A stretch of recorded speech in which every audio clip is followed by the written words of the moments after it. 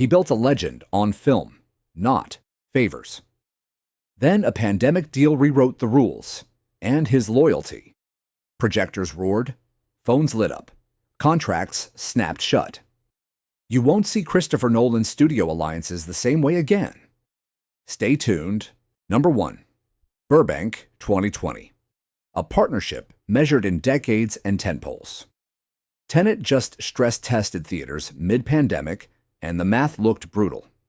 The studio wanted oxygen for a struggling platform. He wanted oxygen for cinemas. Those aims stopped overlapping the minute a memo hit inboxes. December 3rd. A slate goes hybrid for a year. 18 months of exhibition norms vanish in a sentence. Agents say calls weren't made. Directors say they learned with the trades. Theater owners, already bleeding, read the fine print and saw a tourniquet. The old Warner compact, big screens first, quietly dissolved. What changed was the center of gravity. Subs over seats, monthly churn over legs. A marketing calendar designed for opening weekends now bent toward quarterly earnings. On paper, it made sense. In person, it didn't. Especially if you'd staked your name on film stock, IMAX, and patience. From there, the silence did the talking. Crews whispered about windows. Partners counted back-end that wouldn't back. Participation became a spreadsheet exercise. The word temporary did a lot of work, and not enough. Talent meetings turned into postmortems. The town's new verb was to window. He answered with a principle: a wide-body theatrical runway, or no runway at all. A firewall around release week. No sister titles crowding the runway. A promise that marketing would sell the big screen, not the app. A studio willing to say yes, in writing, before a single frame rolled. The worst streaming service. And the bill came due. The next script left the lot with him. A rival studio offered the window, the blackout, and the old-school push. Legacy met relevance, on his terms, and the cameras would roll elsewhere. Which brings us to the courtship that followed. Number 2, Universal City, 2021-2022. Rooms with thick carpets and thicker calendars. The script was a physicist's reckoning. The subtext was a director's. He laid out a first principle. Theatrical first, properly, with room to breathe. The counteroffers stacked quickly. Windows, marketing lanes, format commitments, all the things that defined his brand. But then, leverage meets legacy. The more the market pivoted to subscribers, the more his leverage lived in scarcity. Scarcity of scale, scarcity of trust, scarcity of filmmakers who could still open an IMAX screen worldwide on a date circled in ink. He asked for guarantees that older studio playbooks once assumed. Now they had to be carved back into contracts, line by line, clause by clause. Here's the part people forget. A release isn't just day and date. It's oxygen management. No sister tentpole drafting on the same weekend. No platform detours siphoning buzz. A months-long runway to let legs develop, not disappear into churn. And a campaign that sells 70mm splendor, not a new user trial. On paper, it's nostalgic. In practice, it's the brand. A single page carried the non-negotiables. Exclusive theatrical window, measured in months. Premium format guarantees, IMAX 70. A marketing quiet zone around opening. Back-end math tied to box office, not app signups. The detail felt old school because it was, not retro, but restored. One line item protected the very thing the last fight endangered, the idea of waiting. Universal said yes. The pitch wasn't just money. It was alignment. A biographical epic greenlit at scale. A production pipeline built for film stock and large format capture. A calendar that cleared the lane. Cillian Murphy stepped into the blast radius. New Mexico, New Jersey, and Los Alamos prepped for fallout. History would be built with sprockets and noise, and the bet paid forward. Cameras rolled under the pact, and theaters got a reason to thunder again.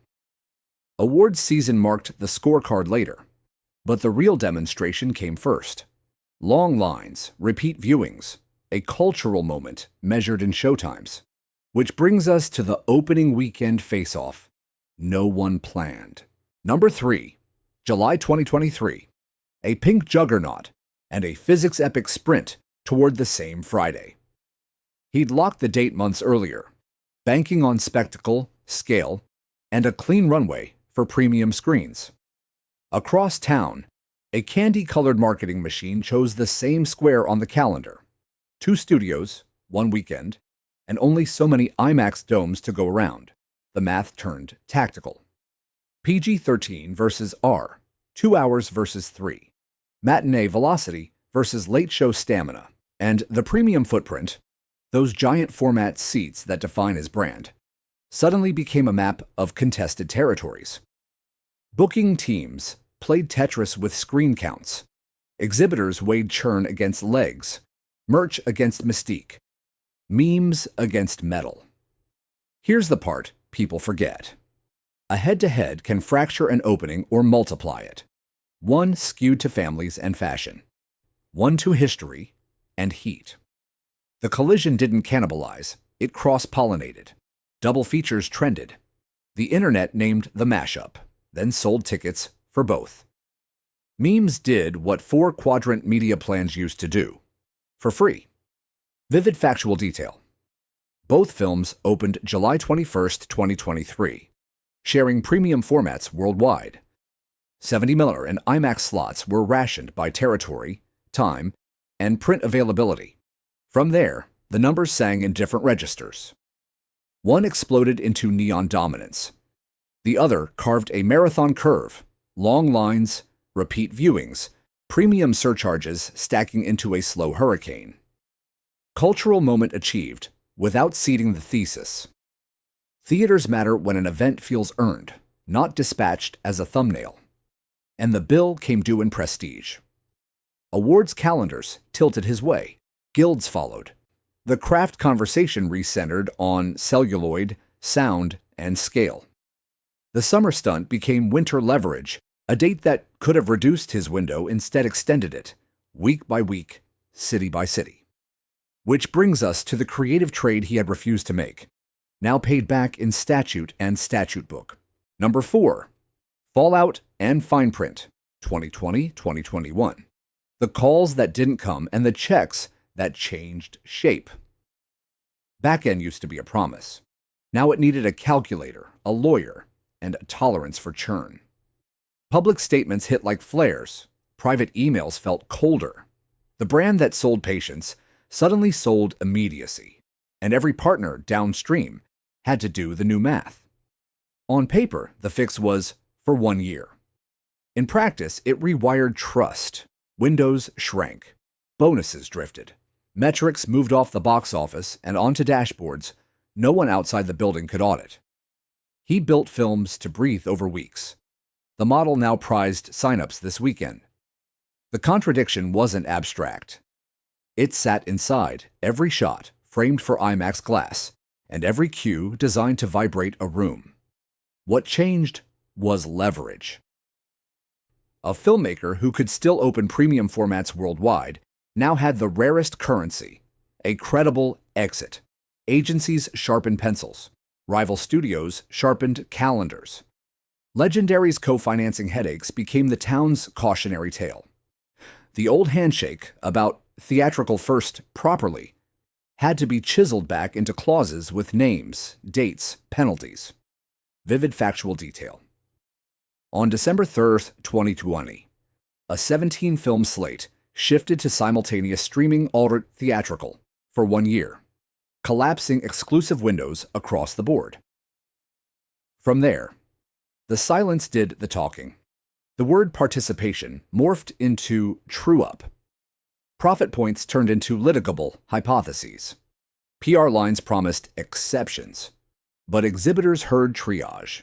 You could call it modernization. He called it a breach of the unspoken pact between spectacle and space, The time audiences need to gather, return, and bring friends. The consequence was surgical. He decoupled his next film from the old lot and priced not just budget, but philosophy. A guaranteed runway, premium format priority, a blackout around opening, and receipts that mapped to tickets sold. The bridge didn't burn in a headline. It emptied, week by week, of traffic. Which brings us to the craft build that made the exit real. Number 5. The Build, 2022-2023, where principle turns into logistics. He and Hoyt van Hoytema rewired the pipeline to privilege film stock, not files. Kodak spun up emulsions, labs retooled, camera bodies bulked for IMAX realities. The story needed intimacy. The format demanded scale. They aimed for both by engineering a workflow as old as sprockets and as exacting as a collider. On paper, that sounds ornamental. In person, it changed everything.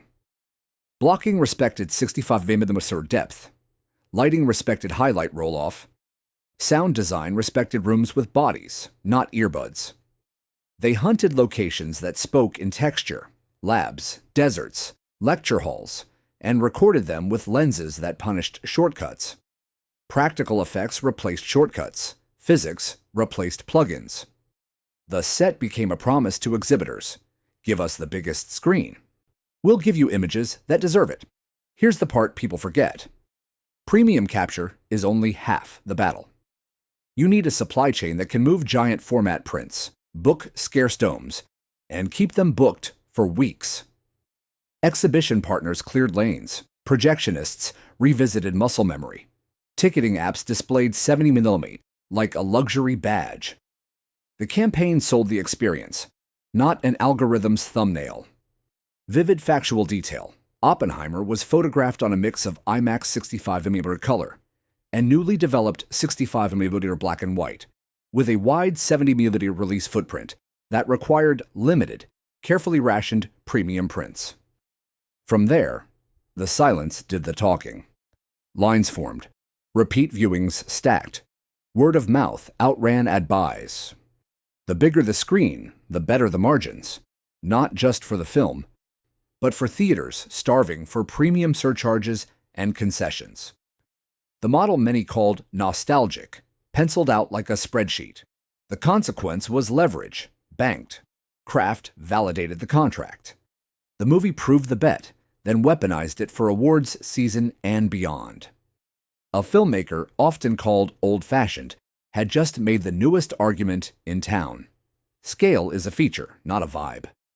Which brings us to the ledger that closed the loop. Statues, statutes, and a reset of terms. Number 6. Late 2023. The long campaign from marquees to guild rooms. Screenings stacked, Q&As ran hot, and the film's reputation hardened into proof of concept. Theatrical first can still bend a year's narrative. The rooms weren't nostalgic, they were competitive.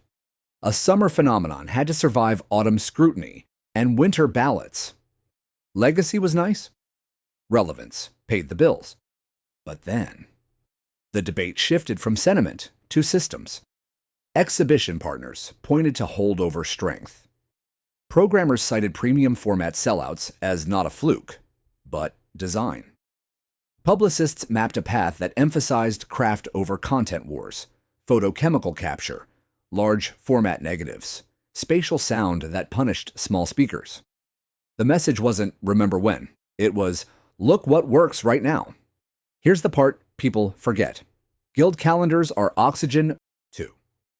If you protect a runway in July, you inherit leverage in November, room to rebook 70mm showcases, to re-queue mixes in proper theaters, to turn screenings into recruiting drives for the big screen cause. The economics argued for themselves. Legs create narrative. Narrative creates lanes. Vivid factual detail.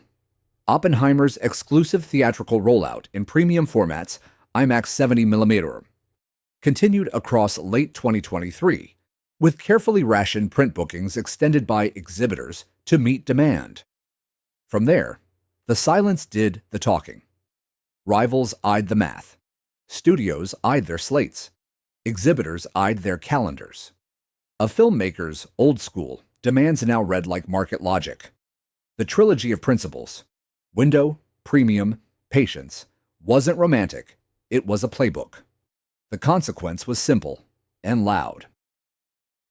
He left one alliance and proved the terms with another, on screens that thundered and stayed full. Awards tallies would write the epilogue. The real verdict had already been rendered in tickets. Which brings us to the wrap. What this fight actually changed and what it didn't. Number 7. Aftershocks, 2021-2023. When a headline becomes a handbook. Exhibitors took notes. Studios reforecasted. Agents memorized the clauses he'd pried back into existence. Real windows, premium format priority, and calendars that didn't cannibalize their own openings. His departure wasn't a press release. It was a template, photocopied across town. The lesson was simple. If a director can still open IMAX, he can still negotiate gravity. But then, reality testing. Titles that skipped patience lost legs. Titles that guarded runway found second and third breaths. Booking teams fought to keep the giant screens warm through weekday lulls because weekend velocity was no longer enough. The one-and-done hype cycle looked fragile next to holdovers that snowballed into conversation. Marketing chiefs started selling experiences again, formats, venues, appointments, instead of thumbnails and trials. Here's the part people forget. Calendar discipline is a creative choice. So you don't just pick a Friday. You curate the 2 weeks around it. No in-house cousins crowding the lobby. No algorithmic previews undercutting scarcity. You frame the film so that word of mouth can stack, then you get out of its way. That philosophy sounded antique in 2020. In 2023, it sounded like profit. Vivid, factual detail. Oppenheimer's 70mm IMAX locations were listed publicly with limited print counts, and numerous sites extended engagements to meet sustained demand. From there, the silence did the talking. Theaters refurbished projection booths. Studios dusted off premium playbooks. Journalists stopped calling it nostalgia and started calling it performance.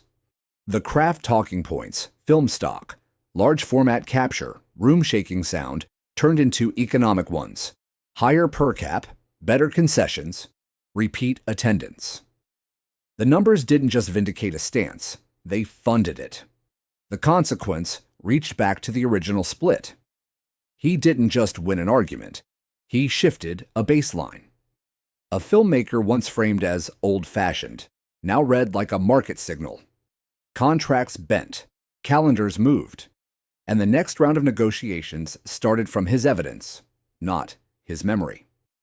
Which brings us to the reputational recalibration, awards, honors, and a public posture that stayed stubbornly about screens. Number 8. Winter 2023. Spring 2024. Reputation turns into leverage. The campaign that began with a window ended with a watermark. Guild rooms, craft branches, and festival retrospectives aligned around the same thesis. If you protect the screen pays you back.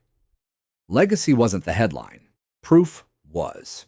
Exhibitors could show the math. Voters could feel the mix. But then, awards become a bargaining chip, not a destination. Every podium moment echoed the same subtext. Theatrical first is not nostalgia. It's design. Publicists framed craft as a market case. Premium prints became artifacts of demand, not indulgence. The more the town repeated that message, the more next year's calendars shifted to meet it. Green lights followed momentum. Contracts followed green lights. Here's the part people forget. Honors don't just crown a season. They rewrite spreadsheets. When premium engagement holds for months, backend has a basis. When audiences drive repeat showings, legs isn't folklore, it's policy. Schedulers relearned scarcity. Marketers relearned appointment. The same theaters some called obsolete became amplifiers again.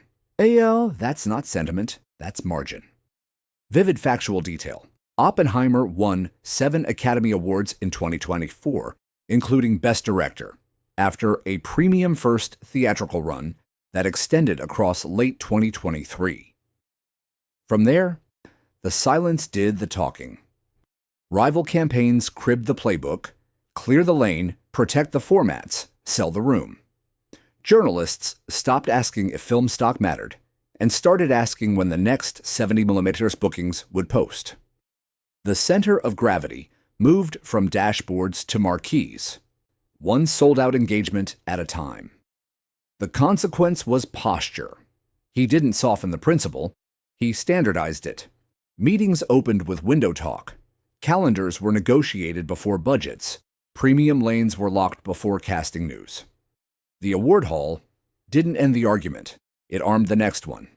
Which brings us to the final recalibration. What the split changed for good and what remains contested. He didn't chase nostalgia. He defended oxygen. Window. Premium. Patience. The split became a template. The proof became receipts. If studios chase dashboards, he'll chase screens. That's where his films breathe and where leverage lives.